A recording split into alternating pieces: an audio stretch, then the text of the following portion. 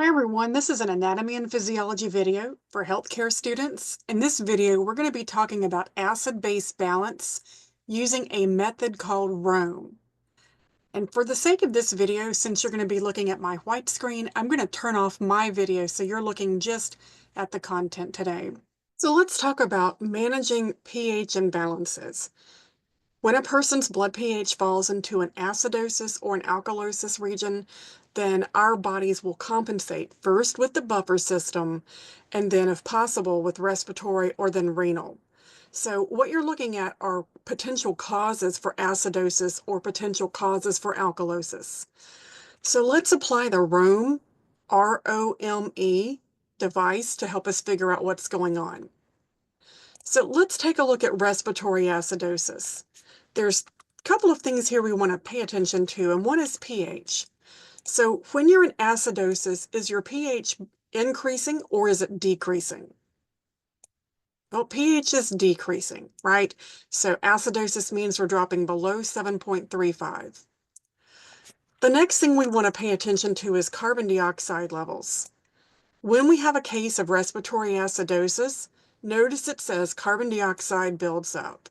So carbon dioxide is increasing. So this little device called Rome says that when we do this little arrow method, respiratory produces opposite arrows.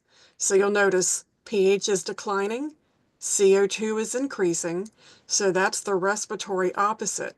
So in acidosis, we see those two arrows going in opposite directions. Let's try the same thing for respiratory alkalosis. We anticipate seeing those arrows go in opposite directions. Let's do pH and let's do CO2 once again. So alkalosis means that the pH is increasing. So let's put an up arrow. And you'll notice here that when we have too much carbon dioxide exhaled, that means we're losing it from our respiratory system too fast. So the CO2 will decrease. So with this condition, we end up seeing the arrows going in opposite directions once again. So Rome helps us keep that straight. Respiratory, the arrows go in opposite directions. Let's do metabolic. So with metabolic conditions, let's take a look at that pH value. So here, metabolic acidosis tells us that the pH should be going in what direction? It should be decreasing, okay? So there's something else here. You'll notice that it says a loss of acids an increase of acids or a loss of bicarbonate. So this time, let's focus on bicarbonate, HCO3. So if we have a loss of bicarbonate, that arrow is heading down. So metabolic issues don't necessarily deal directly with CO2, but instead rely more on the bicarbonate issue. So this is the ME portion of Rome. In metabolic conditions, the arrows head in the same direction. So the pH and the bicarbonate levels are declining together. We're going to see the very same thing over here for metabolic alkalosis. With metabolic alkalosis, the pH and the bicarbonate levels, arrows should go in the same direction. So when we see the increase in pH, that is due to an increase in bicarbonates. So this is Rome, respiratory opposite. The arrows head in opposite directions, metabolic equal. So with metabolic conditions, the arrows head in the same directions. So if you're looking at these conditions and you figure out that, bicarbs are matching your pH, it's a metabolic condition. Or if you figure out that your CO2 is opposite to your pH, now you can confirm you have a respiratory condition. So let me give you an example. Let's say that we have a patient who's got, say, ketoacidosis, and upon examining their values, the pH is 7.2.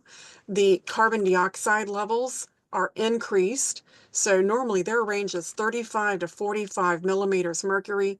So let's just put that in parentheses. And we'll say that this patient has a 50 millimeter mercury for carbon dioxide. Get that 2 on there. Okay, and then of course, we're not going to worry with the bicarb. The bicarb may be normal. It may be starting to compensate. So if we look at this condition, where is that pH heading? It's going down. And if that's the normal range for CO2, those CO2 levels are going up. So this confirms for us it's a respiratory problem, and the condition is respiratory acidosis.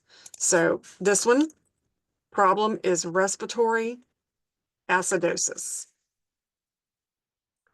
Let's do another example. This time, let's do, so let me type that out there. I cannot type today. Okay, this one's going to be some excess antacids. This person had a really bad stomach ache, so they're going to have taken a bunch of antacids.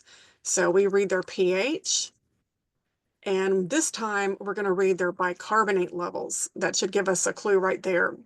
So if the pH is 7.6 this time, bicarbonate levels should be between 22 and 26 milliequivalents. That should be a lowercase m per liter. Okay, and let's say that this person has excess, so we'll put them up at 28. Okay, so again, do your arrows. pH is heading up, bicarbs are heading up. So this time your arrows head in the same direction. That's the metabolic equal part, right? So we end up seeing this is a metabolic issue, and the pH is in an alkaline condition. This one is metabolic alkalosis.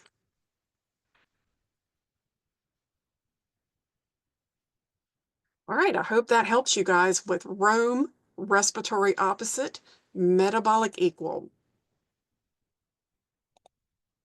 Well, I hope you enjoyed the video. Thank you for watching. If you like this video, please subscribe to my channel.